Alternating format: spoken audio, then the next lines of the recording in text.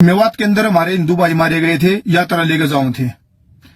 मारे जाने के बाद में सहानुभूति देने के बजाय, उनके साथ खड़े होने के बजाय, कुछ ऐसे लोग जो सत्ता परिवर्तन को बिल्कुल उतावले बैठे हैं, उन्होंने पंचायतों का एक दौर स्टार्ट कर दिया और हमारी माँ बहन बेटियों में जो अपनी इज्जत बचाकर, जान बचाकर वहां से बाजी, उनकी चप्पलों का मजाक उड़ाना चालू कर दिया। जो हमारे भाई बलिदान हुए, उनकी चप्पलों का मजाक उड़ाना चालू कर दिया। और इन्होंने हिंदुओं को गुंडे, बदमाश और हथियारों से लैस, और मेवात के जो मुस्लिम थे उनको शांति प्रिय समुदाय के रूप में अपनी पंचायतों के अंदर फैसला सुना दिया।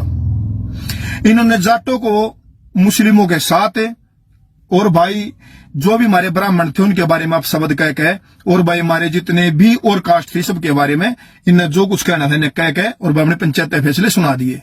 लेकिन वो पंचायतों का दौर वहां नहीं रुका, वो पंचायतों का दौर अभी भी चला हुआ है। इन्होंने राजस्थान के अंदर जो हरियाणा से सटा हुआ एरिया है, मेवात हिंसा को लेकर एक पंचायत करी।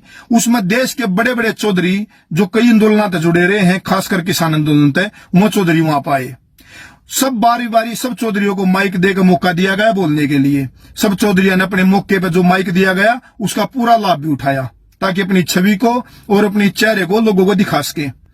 तो इन चौधरिया ने भाई वहां पे जो भी बयान दिए, जो भी कहा, यानी कि जो भी 20, 25, 30 आदमी बोले, उन्हें 7 से 8 बात ही करी है सबने, अलग अलग तरीके से।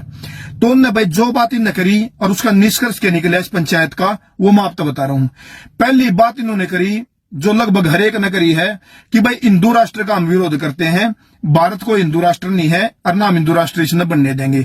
हाँ, न पाकिस्तान को सपोर्ट करके नू जरूर कहा है कि पाकिस्तान मुस्लिमों के लिए बनाया गया राष्ट्र था, तो मुस्लिमों के लिए रिजर्व है। लेकिन भारत को एक धर्मशाला इस पंचायत में घोषित कर दिया गया, कोई आगे यहाँ रह सकता है, चाहे हिंदुओं के ऊपर हमला करो और चाहे मंदिरों के ऊपर हमला करो। दूसरी बात थी भाई, जो यहाँ पे सत्यपाल मलिक आया हुआ था गवर्नर, उसको अपने जीवन की आखिरी घड़ियों में भी उसके सत्ता की जो इतनी लालसा उसके ऊपर लगी हुई है, वो जो पुलवामा हमले के बारे में बार बार बोलता है, उसने भी अपनी मन के विचार रखे। उसने भी कहा माइक पकड़ का हाथ में कि जुनेद और नासिर के हत्यारे भी तक नहीं पकड़े गए हैं। यह सत्यपाल मलिक उस जुनेद और नासिर की पैरवी कर रहा है जो पुलिस का वांटेड था, लाखों गायें उन्होंने कटवाई थी और उसके ऊपर इनाम रखा हुआ था।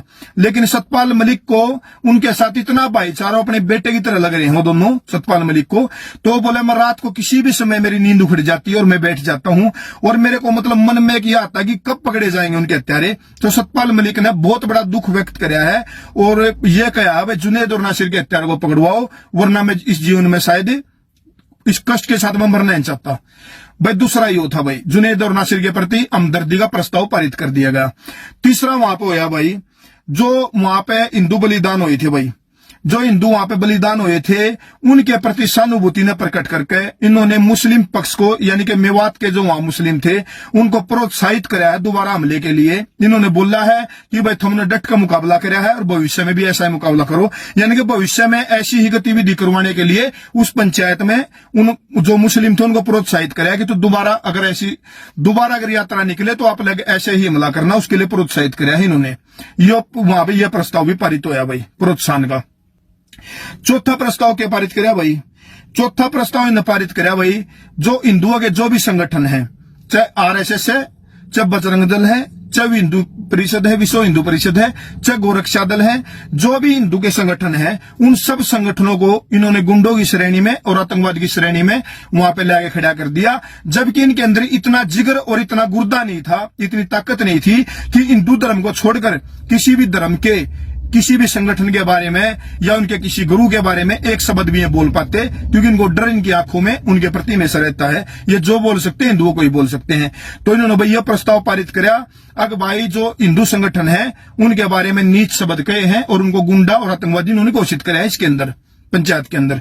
अगला भाई ने पांचवा कराया, जो पांचवा इन भाई मोदी जो 1000 साल के बाद पहले एक शुद्ध हिंदू राज्य हमने प्राप्त हुआ है, और जो पूरे देश जिस पर शान कराया है, उसके परिवार, उसकी माँ, उसके बाप के बारे में, और भाई मतलब जितना नीचे बोल सकते थे एक भाई इन मोदी के बारे में उतना नीचे बोले यहाँ के एक यो भाई यो बड़ा काम इन्होंने पंचायत में कराया है।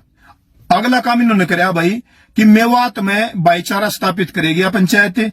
बाकी इन्होंने जो हिंदू वहां पे मारे गए, जो यात्रा में गए, भविष्य में उनके साथ इन्होंने खड़ा होना है कि नहीं खड़ा होना है, वो इन्होंने कुछ नहीं कहा है। इन्होंने मुस्लिमों के साथ भाईचारा स्थापित करने के लिए एक प्रस्ताव पारित कराया है कि बाकी भाई हिंदू जो 36 बिरादरी है वहां जाओ बाढ़ में, लेकिन भाई हमारा भाईचारा इनकी गिल्ला है। इस पंचायत में प्रस्ताव पारित होया भाई। लेकिन जो ये 56 देश इनके हैं और जो 100 देश क्रिश्चना के हैं, इन उसके बारे में एक शब्द बोलने की इनकी हिम्मत नहीं हुई कि भाई उन 56 देश लेकर 100 देश लेकर उनकी लालसा खत्म नहीं हो रही और हम अपने एक देश की भी हिंदू राष्ट्र के लिए डिमांड नहीं कर सकते। और एक अगला इन्होंने एक प्रस्ताव पारित कराया कि मेवात में मुसलमानों के ऊपर कोई भी दिक्कत परेशानी आओगी तो हम ट्रैक्टर लेकर उतर जाएंगे, कई लाख ट्रैक्टर लेकर आएंगे उनके समर्थन में।